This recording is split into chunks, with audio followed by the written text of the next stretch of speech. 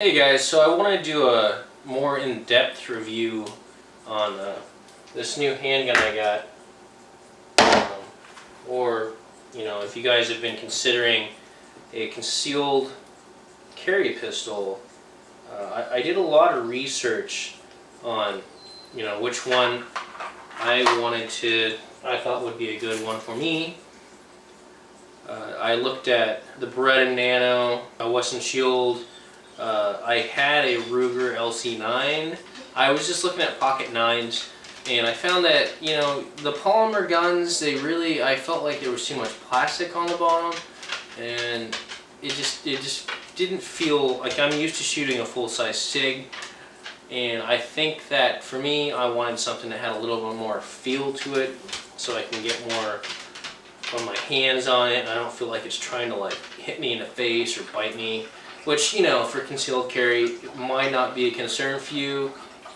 For me, when I had the LC9, that thing, the trigger just killed me. It was, I mean, a lot of these carry pistols are going to be double action only, which they should be, so that you don't actually fire the thing, especially if you're carrying it loaded. What I came to after a while was I thought that this handgun would be an excellent option, because I really like the steel frame. The added weight for me isn't a huge deal because I'm so used to having something so much larger. The small size, you can see here, I mean, I don't have that large hands. This easily fits. Steel frame, that gives you a lot more control. For me, when I've shot this thing, I remember when I first picked it up, I was able to hit something about the size of a dinner plate at almost twice the distance of what normally you want to train for. They say 21 feet. If you're going to keep this on your nightstand, you might want to use something with a flashlight with a rail. Something that's kind of strange for me, I thought that this guy, I wanted something that didn't look ugly. I mean, yeah, Glocks are nice. This thing's gorgeous. I mean, look at that. That is an absolutely gorgeous weapon. This one here, the K9, obviously, it's called the K9 because it's Kahr 9. It's chambered in 9mm. I hand load a lot of 9. I hand load 9 because I can get it down to about $6 a box, which makes it so I'm able to basically shoot as much as I want. One thing I've learned with hand loading is that you don't save any money. You don't save any money because you shoot twice as much. So would you rather shoot twice as much and have trigger time on the things that you're going to rely on to protect you, or buy boxed ammunition and spend twice as much to shoot the same amount?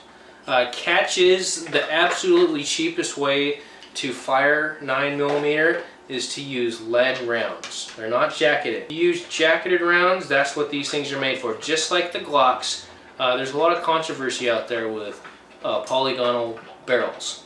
This handgun has a polygonal barrel. With a polygonal barrel, you're going to be looking at lead coming off of that round and fouling up the barrel. They've done studies on it. There's a lot of conflicting information online whether or not that's going to be dangerous to your handgun. There are known records of the barrel is exploding, which might have been an early thing from Glock. I don't know if that's true, but I'm not willing to try lead rounds that aren't jacketed in a polygonal barrel to see if that's going to affect me. I don't want a handgun blowing up in my hands because I don't want to have to go to the hospital, lose an eye. That's not something that I want to do. If you don't hand load, then this obviously isn't an option. It's not something that you're going to worry about. I don't like to spend $20 a box on 9mm ammo at currently, it kind of ebbs and flows. But that's not something I'm willing to do because I can't just waste $20 to shoot 50 rounds. I mean, this thing only has a 7-round magazine. 6, and then the other one that comes one is 7 with extended grip there. I cannot fire ammo that costs me $20 a box because it takes a lot of trigger time to get familiar with your weapon. And especially, I mean, the main reason why people are going to select something that's this size is because it's for concealed carry. You know, just like your seatbelt, you put it on every single day, not because you're going to get into a car accident, but because you might. So if you end up having to use this thing, you're going to be really happy that you know how to use it when you need to. You know, especially concealed carry. And I think that's something important to convey with the people that you talk with, that it's not something that you're not expecting to get into a gunfight. It's something that you wear to protect yourself. And when that day comes, you will be able to take control of that situation, and you won't have to rely on the average response time of the police or someone else in that area having a weapon on them to defend themselves. So you take control of that situation just like I would expect to take control of a situation and always be in control of the situation when things get out of hand. This is a very small handgun. I really like the size of it. I really like the weight. I like this oversized frame here. The edges on it, or you know, there's no edges. It's just so clean. Things I don't like, however. Things I don't like about this handgun, it's really hard to break down. Like, if you've ever owned a SIG or a Glock, this thing's really hard to take apart, honestly. The easiest way I found to take this thing down is you start with your pistol, you know, fully assembled like this, right? The slide locks back on this handgun real easily when there's a magazine in the chamber. So then I found this piece of plastic. I don't remember what this came from. I think it was some kind of safety thing, but it's about this big. You put it in here, and then you drop your mag. When you drop your mag, you're able to release the slide. It's a safety thing put in on these cars to keep it from flying off of there or something. I don't know. But this little piece of plastic you see aligns the slide with the slide release. And then you just take your magazine, plastic part, and then you just push it down. It goes flush, just like that. After it goes flush, sticking out, put your magazine back in, you're able to pull that out, just like that. You see that?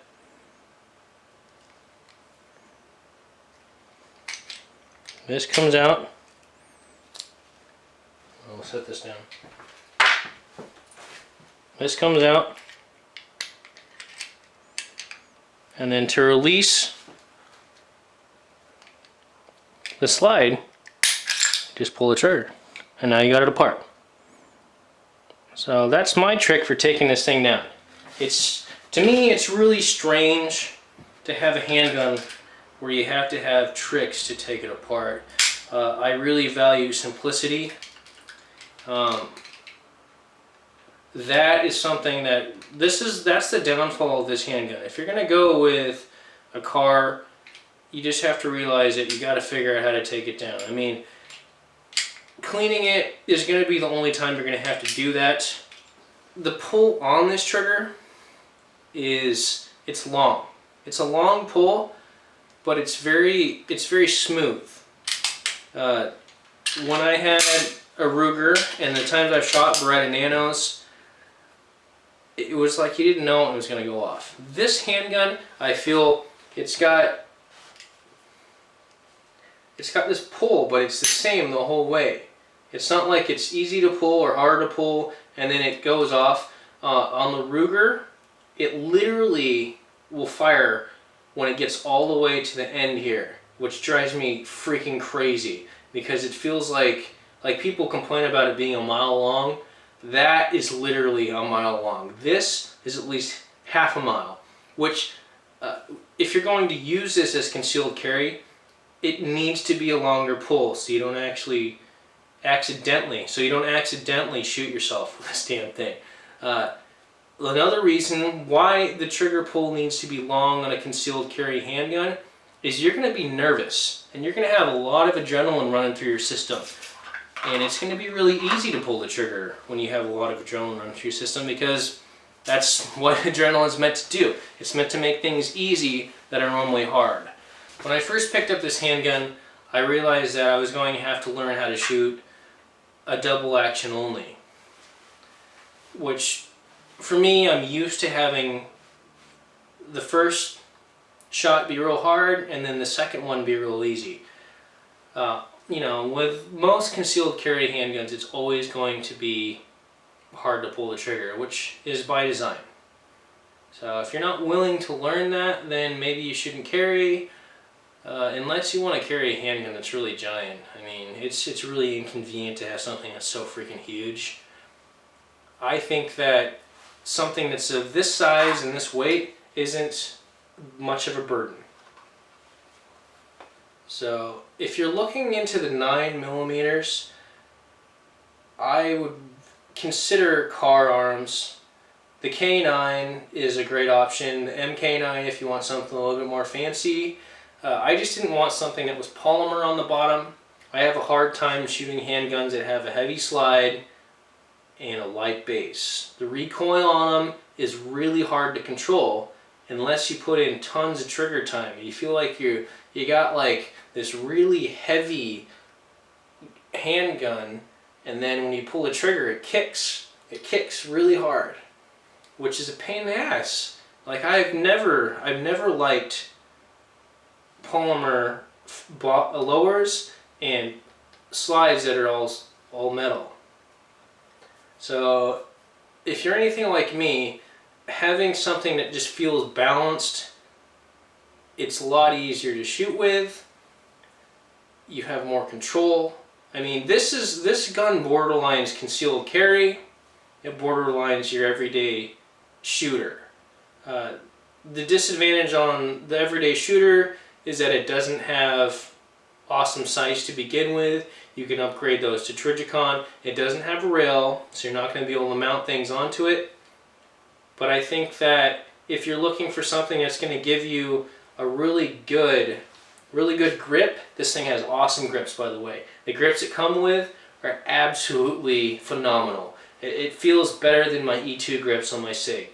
And that's saying a lot. When I've held a lot of handguns, the only handgun I've ever felt like that felt better in my hands than my SIG was probably a CZ. So stock, the way they come stock, this thing feels like it fits like a glove. It's absolutely amazing to hold this. It just feels like it's part of you. There's not much I can say. I've had Berettas before. I've shot just about every handgun you can think of, and this is one of the few that I felt like right out of the box, you're like married to it. So definitely consider the K9 for your carry gun, and possibly for your range time gun. It's harder to control because it's so small. For a range time gun, the sights on it are harder to see. But if you want something that can perform the best of both worlds, you don't got a lot of money to spend. It's going to be a little bit more than a polymer framed handgun, but it's going to be a lot less than a fully stainless steel handgun. Unless you're talking about like a Beretta or something, which, you know, that's a tried and true handgun, but it's huge. If you want something that's going to be easy to carry, but also be fun to shoot, I think this is an awesome option for you. If you're looking for something that's just going to be a range time gun, I probably would look elsewhere. If you're looking for ultra light pistol, it's easy to carry, I probably wouldn't look at this either. You have to be okay with it weighing a little bit more because it has a fully steel frame. So that's my opinion on the Kahr K9. So, you know, let me know if you have any other opinions on it, and I'll get back to you guys. So, we'll see ya.